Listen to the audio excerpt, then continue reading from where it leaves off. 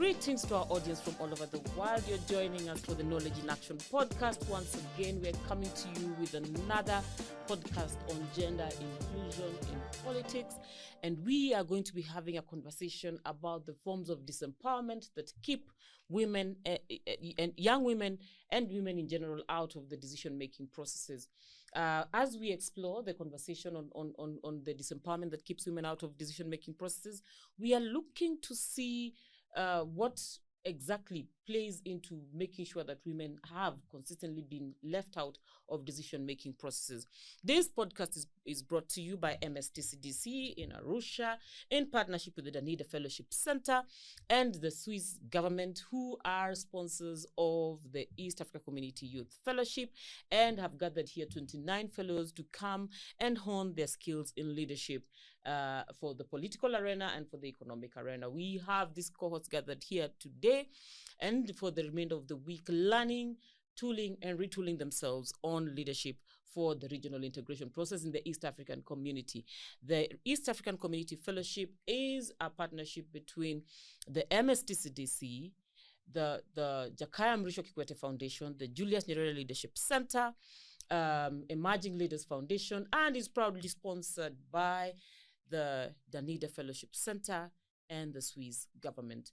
To help me in this conversation, I have a powerful audience of great minds from around the East Africa community, and I'm going to allow them to introduce themselves one by one. I will start with my guest in my immediate left, joining us from Rwanda. Kindly tell the audience who you are and what you think of the topic of the day. Thank you very much, Estela. I'm Jean-Claude Tsengimana from Rwanda, and I am a youth and the women in power in the leadership and the socio-economic transformation, and a student in international development. I'm here to discuss on and the empowerment of the women in the labor force, in the labor force, and in the access to factor of productions, because we can't reach on sustainable development without or neglecting female labor force participations. So I'm here and I'm interested. Thank you. Thank you very much, Jean-Claude, and thank you very much for joining us in this conversation. Indeed, we enjoy and celebrate every opportunity we get to have men celebrating and supporting women in their participation in decision-making, and especially in the campaign to get women to have control over the aids to trade and ensuring that they participate effectively in the economic development of our continent and our region. Even as I continue to introduce my guests, I have a powerful guest joining us from Kenya, an Excellency and ESC Youth Ambassador who's going to introduce herself.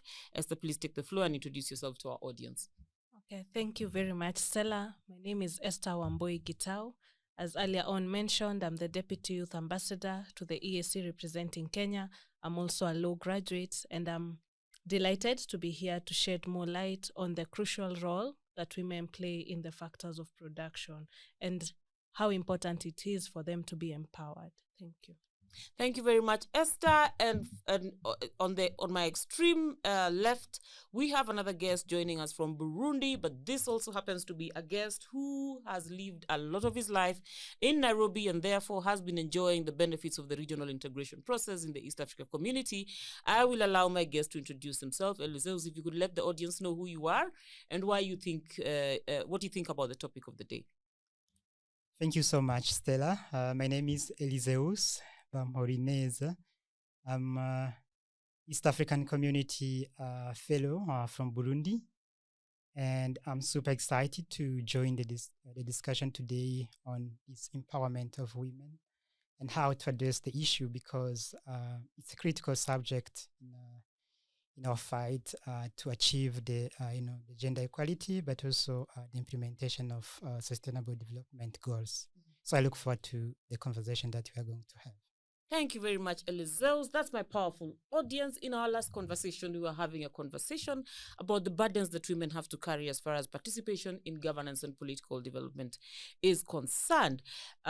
We are even looking further into the conversation on economic decision making and the role that women play. It is an established fact that women contribute heavily into the development processes in our countries, but then they do not benefit as much as they should. Women play a huge role in the production of food, but they only own up to 10, actually less than 10% of the factors of production of food. This standards apply across the board for these processes. How is it that we have ended up allowing women to find themselves in this situation consistently? What is this in our society that is driving the force that keeps women in a place where they completely lack access to the factors of production, but they continue to toil on a daily basis to be able to ensure that our society is thriving, getting access to nutrition, getting access to produce that we even sell as cash crops? Let me hear from you, Jean-Claude. Thank you very much. It seems there is a hidden force of the women to be inaugurated or participated to use their forces in our work plan, in day-to-day work plan, while we neglect to highlight the right things. Women contribute a lot, and it is a large number of women all over the world, more than 50%. So it seems the women are working, so employment have access, but look behind. Access to inputs look behind. Education look behind, and inequality look behind. It seems the people, due to different inequalities, due to cultural things, due to inheritages, look the labor force of the women behind the men's. So from the little up to the old age, the labor force of the woman looks behind, not highlighted at the top. They are coming to work on the last. When there is no one to work, they come up to call a woman to work. So it seems sometimes in different countries look as cultural, and others look as inherited, and others neglecting the quality and the potential of women, while they have a potential we see nowadays. Thank you. I hear you, Jean-Claude, and I hear you saying that the contribution of women is looked down upon by the different actors. Whenever all decisions are being made, their contribution is looked down upon. And even when sales are made out of the produce that they make, again, they are put at the back seat so that they are not the ones who are participating in deciding what those resources are going to be used for at a domestic level, or even at a public, global, national level, and even at a global level. What are your thoughts, Esther, concerning why we keep on putting women in this situation? What is it that motivates the continuous or perpetual oppression of women and putting them on the back seat? They practice, they do a lot to contribute to production, but then they are not given control over the factors of production. Okay, so ideally, when you look at the participation of women, when we say it's participation, it needs to have inclusion, it needs to have representation. So what we have is theoretical. We have it in the law that women can participate. They need to be equally represented, but it has not yet actualized practically. And reason being that there are other factors, they might not be seen, but they're still holding us back. These are like the patriarchal attitudes. We also have structural barriers, violence against women, which is still there in many communities, limited financial resources. So when you look at the factors of production, women are contributing here, but again, they are not the sole decision makers. If you look at the land tenure system, even in my country back at home, Kenya, you find that most title deeds are under the ownership of men. So I might be tilling in this land, but it is not under my custody or ownership. It also goes back to the idea of women leadership. not yet being warmed up to. It's still a foreign concept. And if you look at, I'll keep using Kenya because that is what I'm conversant with. You look at the 2013 elections, in the governor's position, we had 0 being women. Then it progressed to 2013, where we were trying to warm up a bit. 2017, and we had 3 women governors. We come to 2022, where we are thinking we have warmed the most, but not yet there. And we had now 7 women governors. So it's still a new concept that we are trying to get out of our traditional norms and trying to see a woman as a leader beyond her being a helper in the home state. Let me push it a little further with you, Esther. Haven't women proven beyond reasonable doubt that they can actually exercise very good leadership when power is bestowed upon them? I mean, the records show that during the pandemic, most of the countries that handled the pandemic effectively were women-led nations. Why is it that there's still, a problem of warming up to the leadership of women? Is it something we know, or we are still yet to find out? Partly we do know, and the rest we are yet to know. It's a problem of the mindset, because they have proven and we have seen it. But if you look at the types of leadership we have, for example, democracy, I have seen it and it has been proven. We're supposed to have 2/3, not to be in excess of each gender. It goes to the people. And yet again, we make the decision and choose the excess of one gender. It could be the males or the females. And sadly enough, my country has it in the constitution about the 2/3 gender rule. But if you look at it, you find that the male will be in more leadership positions, even in parliament. So that begs the question then, why is it in the constitution? Then it means the framers of the constitution had an idea and they knew that women are capable of. But again, the mindset of the electorate needs to change. Thank you very much. I'm going to come back to you to even have a conversation about the 2/3 gender principle, because we are talking about the factors of production, but even not having access to power impacts on how the contribution of women actually finds itself into the mainstream. But I want to bring Eliseus into this conversation. What are your thoughts about the reasons that cause us to continue putting women in a place where they do not have access to the factors of production? Yet we know, and it is documented, that they do the most work in promoting production in our countries. Thank you. I think social norms, social and cultural norms are that encourage us to look at a woman as a caregiver, someone who is kept in the closet to care for children, the family, are the major factors that are holding back the woman from achieving the potential that she has. And for Africa particularly, if you look at the households, they are depending on the land. Statistics shows that between 70 and 90% of wealth in Africa is generated through the land. But then only 10% of land is owned by women. So that tells a lot on now what the woman is able to bring to the table. And you can also look at the issue from the Marxist view, between the proletariat and the bourgeoisie. You realize that men are mostly the owners of the means of production. Women are not. Women are supposed to stay at home and wait for what the man is bringing to the table. So as my fellow Esther has emphasized on that, I think there's also an issue of power differences. Women do not wield much power, and therefore that determines what they are able to achieve in terms of contribution to self-emancipation and also achieving development. Yes. Eliseus happens to be a poet par excellence, and maybe one of these fine days, even today, if we get lucky, we may hear him reciting one of his poems.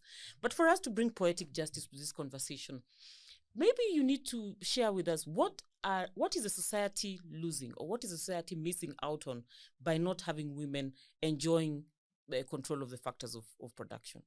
I think the society is losing the creativity and innovation that women are gifted with.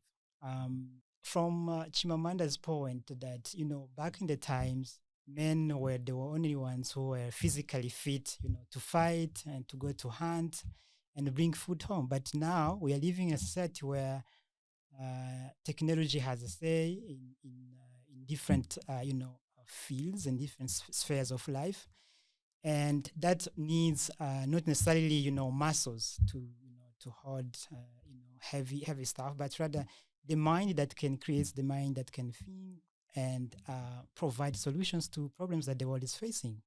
And from the few women that have been able to access education, we have realized that women are actually also capable to achieve major projects, to contribute to development of their countries, to bring brilliant ideas to what the world would do to find solutions to major problems that the world is facing, with the climate change or food insecurity and so on and so forth. So I believe if we were able to bring women to the table, to the decision-making table, that we would benefit, the society would benefit from what the woman is able to put in, to bring in. Yes. Eliseo says that creativity, innovation that would come from women's participation rather women's control over the factors of production is lost in the current design of production. Eliseo argues that work no longer requires the kind of force that it used to apply. We no longer hunt with the primitive weapons. As a matter of fact, women can now carry a rifle and go and shoot a deer, for dinner if necessary. So we are applying old rules or old mechanisms to address current situations, which is what I hear Eliseo saying. But I want to have a conversation with you, Jean-Claude. You come from a country whose president has committed to ensuring that women participate actively in decision making, and particularly has been able to perform in an exemplary way globally, not just in the continent of Africa, with 52% representation in the National Assembly. And I have seen distribution of cows per home, and every home, whether it is woman-led or man-led, gets access to these cows. And I see the promotion of development running across all homes, not necessarily the ones that are led by men, but also the ones that are led by women. What value has Rwanda gotten from attempting to ensure that women have a bit of space in decision making about the factors of production, controlling the factors of production, and participating in development? Yeah, thank you very much. It seems there was a talent hidden behind, not looked for the Rwandan before, and now after participating on the different jobs, it seems the empowerment of the women, or to put the women on the table to contribute on the what is going on and what is to put on the tables for feeding a day to day. It seems it gives a good opportunities for the family to grow. For example, in the rural area, women was participated in mainly in agricultural activities, and from morning up to evening, without any body hygiene, without thinking on other things else, except agricultural things and the caring of animal. But now, women wake up and men wake up. One try to find the solution to the problems of their household. Even the parents and their children, they are shared responsibilities. It seems it boosts the values and the meaningful of family with the same or shared responsibilities of caring of the children in every and each scenario. Earlier, the responsibility of the parent to caring of children was only taken by women in all domains. But right now, there is an awareness of the shared responsibilities. So it boosts the economy of the country, because the economy of a country starts from the family, start from the household. And the shared responsibility, the shared vision, cause there is a discussion, because one or the family member, there is something bring on table at the end of the day. At the end of the day, one brings something on table, woman brings something on table, man brings something on table. Then with the shared vision, with the shared contribution to their shared household development, give them a platform to develop. Then it comes from a family, and look to the community, and as well as to the country. So not only on the family empowerment, but also in the leadership spirit. In the leadership spirit, alongside the community level, there you see on the top level, but alongside the community level and the village leaderships, in the sales leadership, also women are engaged. They bring sharpness and show their talents and capability to do something as man can do. So, as you mentioned, the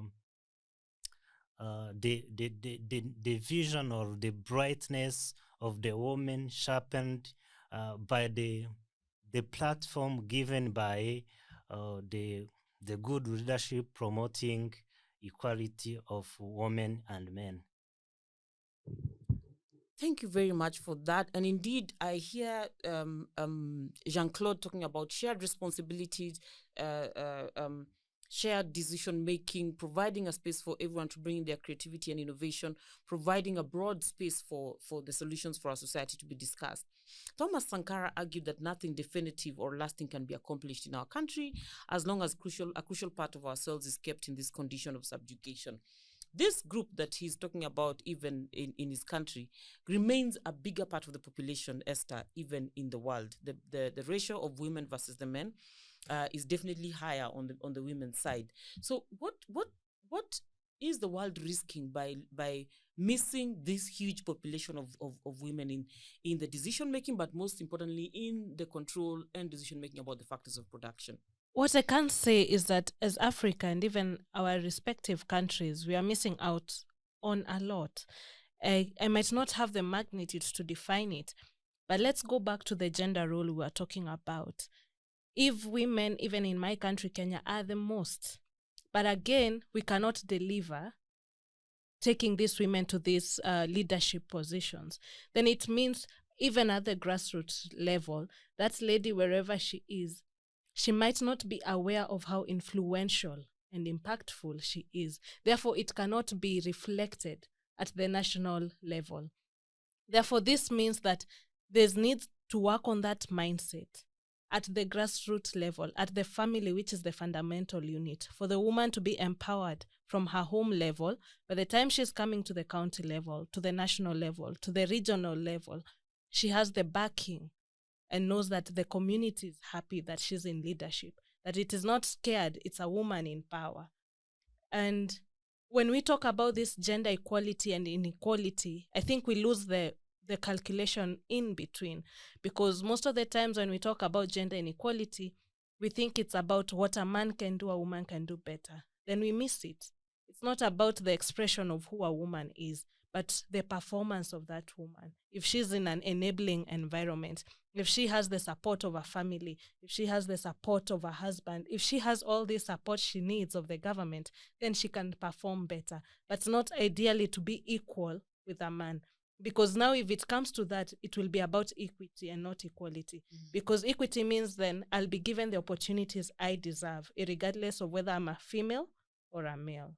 Indeed, they say equality is a mirage, especially because it is extremely difficult to achieve it due to the differences in the way we are created and how we show up in society. However, equity is an achievable target, and we are constantly talking about equality before the law and equality on wage for labor.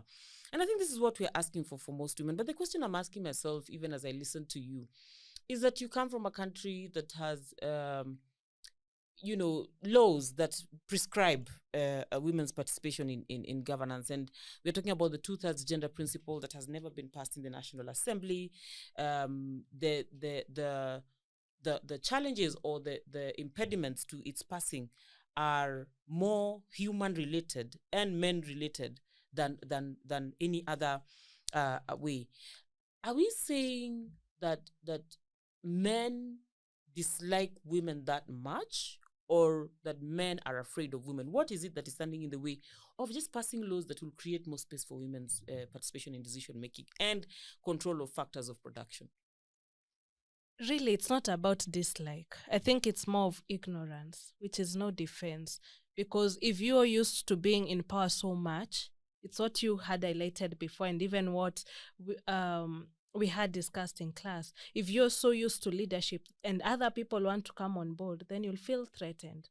So, coming from such a mindset that we are now creating these opportunities, some in our countries call them flower girls. For example, if it's a position of a women representative, you feel that you're giving this lady leadership.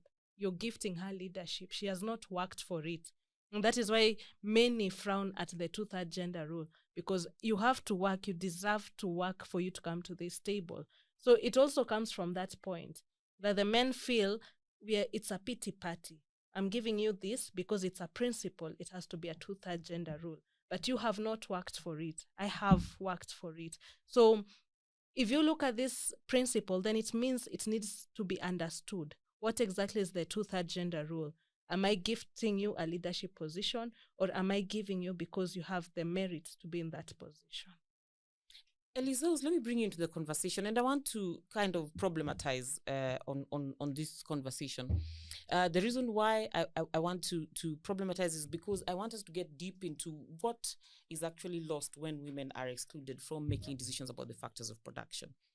Women play a huge role in deciding what food comes to the table, which is considered a domestic role. And as a matter of fact, men shrug and let the women proceed to make the decision about the food that is going to be eaten. Unless, of course, they have a favorite that they want to have for dinner or for lunch on that day. Women make decisions about what is planted, how much of it is going to be planted, especially because at the time of production, they're the ones who are participating in the farm. They will grow it, they will weed, they will harvest. Women play a very small role once the sales have been made. And the decision on what that money is going to be used for sometimes is not made by women. As a matter of fact, there's documented evidence that some men have collected all of the money made out of production and gone and used it to marry a second wife, or sometimes to, entertain themselves, etc. Is it an inability to see the bigger picture that we allow women to make all the decisions at the local level, but then we then detach them from the macro level of decision making about the control of seed? Or is it that we are totally unable to see why it is valuable for women to participate in the entire thread of decision making as far as the factors of production are concerned? I think your question is an interesting one, because I come from a community where women were the ones who used to participate in deciding on which seeds to plant.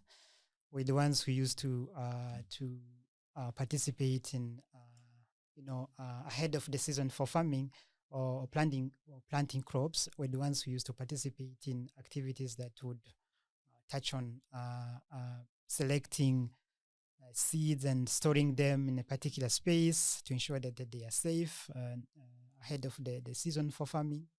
Now, with your example of seed banking at macro level, with women not being included, I think it's part of men not allowing change to happen, not willing to include women in decision making in leadership position.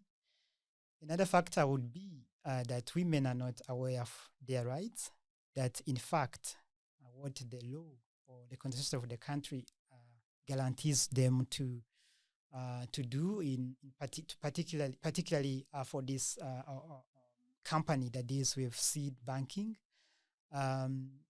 Back to my example that I gave with land ownership, you realize that some women or girls have not been able to access education. They are not land, and therefore some of them are not aware of some laws that actually encourage them to inherit piece of land from their families.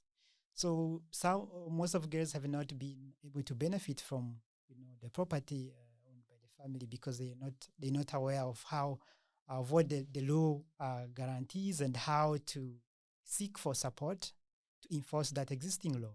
So I would argue that these women who are not participating in macro level decision making, they're probably not aware of their rights, or they are silenced by the men who are at the top of this macro level seed banking company. Indeed, there are many factors that stand in the way of women's participation in making decisions about the factors of trade. From the conversation we're having here, you have heard from Eliseus that illiteracy is a factor, oblivion or lack of knowledge of their rights is a factor that may keep women away from this decision making. Adamant behavior from men to continue oppressing women and denying them access to some of these spaces to make decisions about the factors of production is another factor. Of course, ignoring indigenous knowledge and the understood traditions where women actually participated effectively in decisions such as the decisions of seed banking is a factor. As a matter of fact, Eliseus, you will be impressed to know that the same tradition was maintained by the Kikuyu community in Kenya. The knowledge about seed banking in the Luo community was transferred by women, is currently being held by women, and is transferred in written by women based on the language that they understand how to write. We also hear from Esther that mindset is also one of the biggest factors in this entire conversation, that for as long as people are still captured by patriarchy, capitalism, and neocolonialism that continues to cause them to want to oppress somebody in order for them to remain at the top, it's going to continue being a struggle. We hear a conversation from Esther about the possibility of ensuring that the space is created and people understand the safety of that space and not feel like it's a competition between men and women or who's going to be at the top, but a conversation about tapping into the resource that these women bring. I also hear Jean-Claude speaking eloquently about the fact that there's plenty that women are bringing onto the table that is not understood. And therefore, we miss out on the creativity, the innovation, the shared responsibility, the reduction of the burden on the man if there are two people controlling the factors of production and definitely contributing to production in the home. There's plenty that can be done. And all of the positions that they're giving are rhyming quite well with the thoughts of Thomas Sankara, who we have anchored this gender inclusion conversation on, saying that it is impossible to develop our society while leaving a larger part of the group behind. And most importantly, that it is extremely important that we get the voices of these women in every conversation on decision making, but not just decision making, but decision making on factors of trade. I'm going to allow our audience to make a rallying call to all of us so that walking away from this conversation, we have a message on what we need to do to begin addressing this problem of having women contributing the most to production, contributing the most to development, and yet their contribution is not recognized at the time of making decisions about the factors of production, at the time of deciding who owns capital. Let me get a rallying call from Jean-Claude. I'm going to proceed to Eliseus, and I will give Esther the closing word. Jean-Claude, over to you. Thank you. Women truly have to have an equal opportunity to own land, to own property, to engage in decent work, and to promote the better sharing of the core works. So this is because the gender equality of today is equal to the sustainable development of tomorrow. Thank you very much, Jean-Claude. Gender equality of today is equal to sustainable development of tomorrow. If we are seeking sustainable development, we better invest in gender equality. Over to you, Eliseus. Thank you so much. My clarion call on ensuring that we dismantle these cultural and social norms which keep holding back women. These social norms have made us believe that women come as second creatures.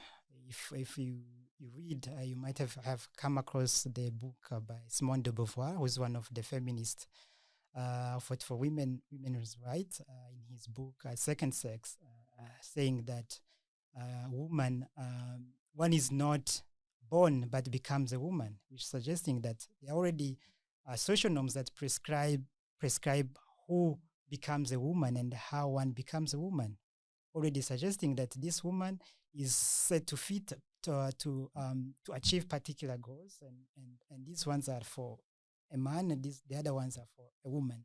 So there's a need to change this mentality, and this can only happen through education of young girls and empowerment scheme for women, but also ensuring that we include boys and men in this space, because with the feminist movement, which is seen as a movement that is fighting for women's rights, from the man's point of view, is seen as as a threat, that this is gender thing is about to take away our privileges, and in some cases, whether men or women, we are not we are not willing to leave our privileges that easily. So there's a need to include men in this in space for conversation on what women deserves, and the need to fight for these rights.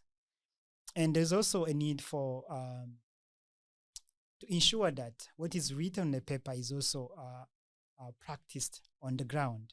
For instance, with the law on inheritance, land inheritance by women, which in some cases, because of cultural norms and how a woman is not recognized in the community as owner of a piece of land, in some cases, when it comes to distribute a piece of land, maybe by the family, by the father, girls are left behind. They're not recognized. There's no one to fight for them. So there's a need to ensure that these laws are enforced and are benefiting the people that should benefit from this law. Thank you very much, Elizeus. I think you speak of very profound things. And your closing words, Esther? My parting shot would be one. We are making baby steps to the right direction, but we have a very big room for improvement. That means, as Elizeus had pointed out, that we need to move from the theoretical frameworks and have implementation mechanisms. And this is from the local level before we go to the national level. Only then can we have a proper understanding of the role of a woman, away from all these misunderstandings of the feminist agenda and everything being messed up and misunderstood and misconstrued. There's more that a woman can bring to the table, only if given the platform and the enablers. There it goes. The parting shots. It is not a competition between men and women. It is about ensuring that we get the best out of all sexes when we are talking about factors of production and development. This is the Knowledge in Action podcast, coming to you from the MSTCDC Arusha, having a conversation about gender inclusion. This conversation was not conclusive, but there's a rallying call to you to promote women's participation in the decisions about factors of production, women's control of the factors of production. Men need to become comfortable with the idea of allowing women to come into the space to control factors of production, and most importantly, that it needs to be done in a space of trust. Education is extremely, extremely important in this process. Trusting that everyone has a contribution to make is extremely important in this process, and acknowledging the benefits that have already arisen out of women's participation in decision making is critical in making all this work. There's more conversations to be had, and we encourage you to continue having them even outside of this podcast. As for today, we are signing out from the MSTCDC Arusha. This is the Knowledge in Action podcast brought to you by MSTCDC in partnership with the Danida Fellowship Center, and for the fellowship in collaboration with the Swiss government. Thank you very much.